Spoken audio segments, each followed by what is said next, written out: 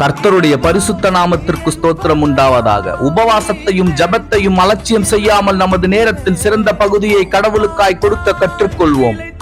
நமக்கு தேவையான உணவை விட இறைவனது பாதத்தில் காத்திருந்து திருவசனத்தை தியானிப்பதே இன்பமானது. மனிதர் முன்பாக வெட்கப்படாமல் இயேசு கிறிஸ்துவை அறிக்கை செய்து அவர்களை அவருக்காய் ஆதாயப்படுத்துவதே நமது பிரதான வேலையாகும்.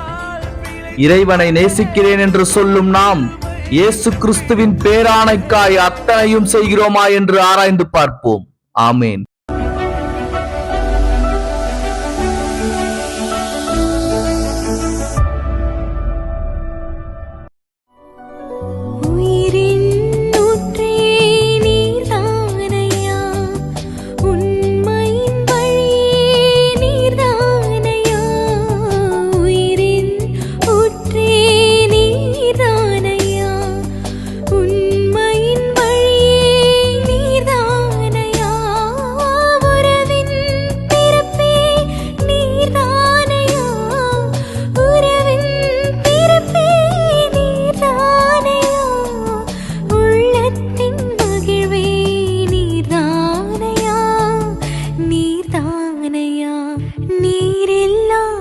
நாளெல்லாம் நாளாகுமா?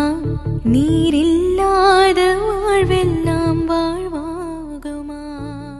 தானையா உயிரின் ஊற்றே நீர்தானையா, உண்மையின் வழியே நீர்தானையா, உறவின் பிறப்பே நீர்தானையா, உறவின் பிறப்பே நீர்தானையா, உள்ளத்தின் மகிழ்வே நீர்தானையா, நீர்தானையா.